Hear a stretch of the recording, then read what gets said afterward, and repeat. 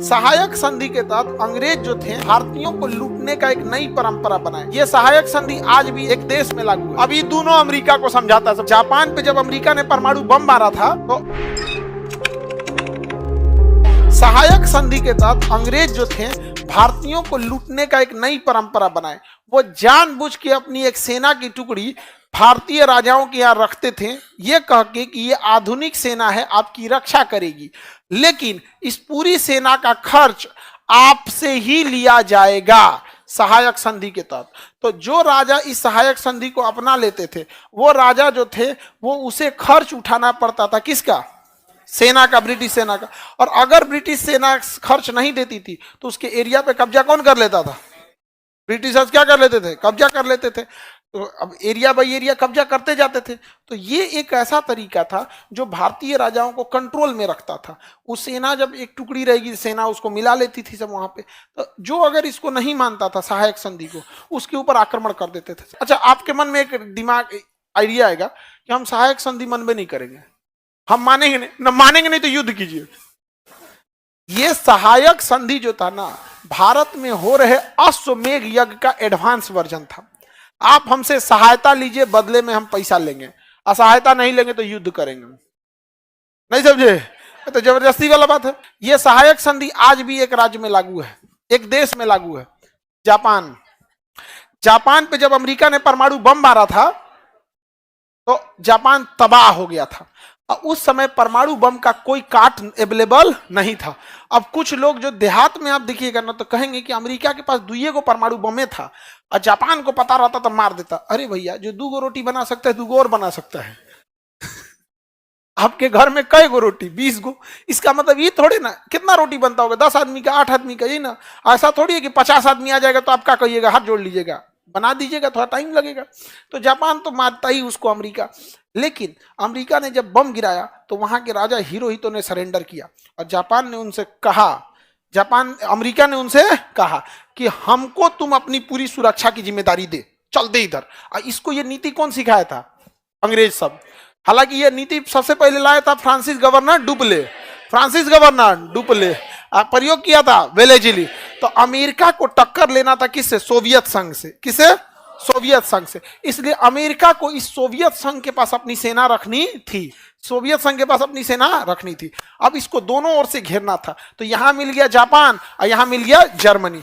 यहां अमेरिका ने जबरदस्ती सहायक सेना थोप दिया, यहां पर थोप दिया जर्मनी से कि तुम्हारी सुरक्षा हम करेंगे, तुम्हें सेना रखने की जरूरत नहीं है, लेकिन खर्चा तुम्ही को उठाना पड़ेगा। समझ गए? तो यहां किसकी सेना आ गई? अमेरिका की। यहां का खर्चा कौन उठाता है? जर्मनी।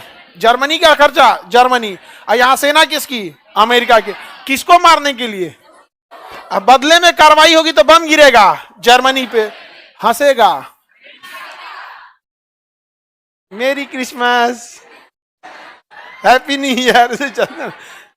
अब अमेरिका को चाहिए था इधर से मारना। जापान पे मारा परमाणु बम, 2 गो मारा, कहा आप टोक्यो उड़ाएंगे, चल चुपचाप संधि कर ले। तो 15 अगस्त को संधि कर लिया। और संधि के तहत कहा गया कि सहायक संधि, खान सर नहीं पढ़ाए हैं तुमको? कहना हम फाउंडेशन क्लास में किए हैं। काटेश्वरी ना, वो भी नहीं कहते, बहुत दूर है। तब उसको समझाया गया, देखो हमारी सेना तुम्हारे यहाँ रहेगी और पूरा खर्चा कौन उठाओगे? तुम। आज भी जापान की सुरक्षा की जिम्मेदारी अमेरिका। सेना कहाँ की? अमेरिका। खर्चा पूरा मिलिट्री बेस अमेरिका का। 1 रुपया अमेरिका का लग रहा है, और जबकि ये जापान की सुरक्षा नहीं कर रहा है, अपना गेम चल रहा है।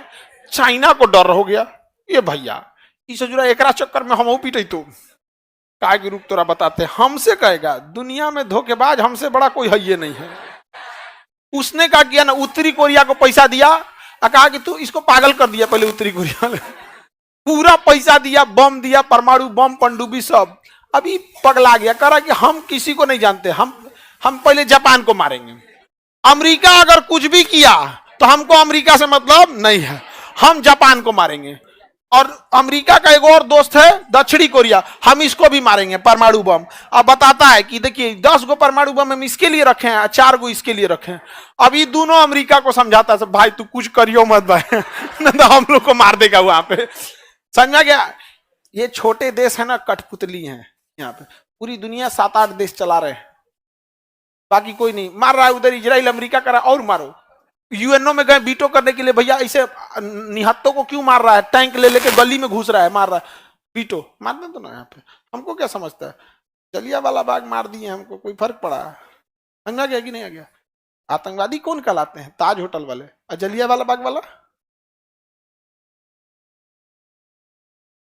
हाँ, वो तो मिठाई बांटने गए थे लोग, सेंटा वाला। दोनों में तो हमारे ही लोग गए थे। आगे बढ़े। सहायक संधि अभी भी कौन फॉलो कर रहा है? जापान। मजबूरी थी उसको, नहीं तो मारता तीसरा बम। आपको कहेंगे कि जापान को लगा होगा हमारी सुरक्षा करेगा, नहीं रे भैया, तीसरा बम मारता किस पे? टोक्यो पे। और चौथा मारता क्वेटो पे। सबसे पहला मारना था क्वेटो पे, बट क्वेटो का मौसम खराब था तो मार दिया हिरोशिमा पे, फिर नागासाकी पे, उसके बाद मारता क्वेटो और चौथा मारता टोक्यो पे। तो कहा कि भैया करो सुरक्षा, देखना तुम।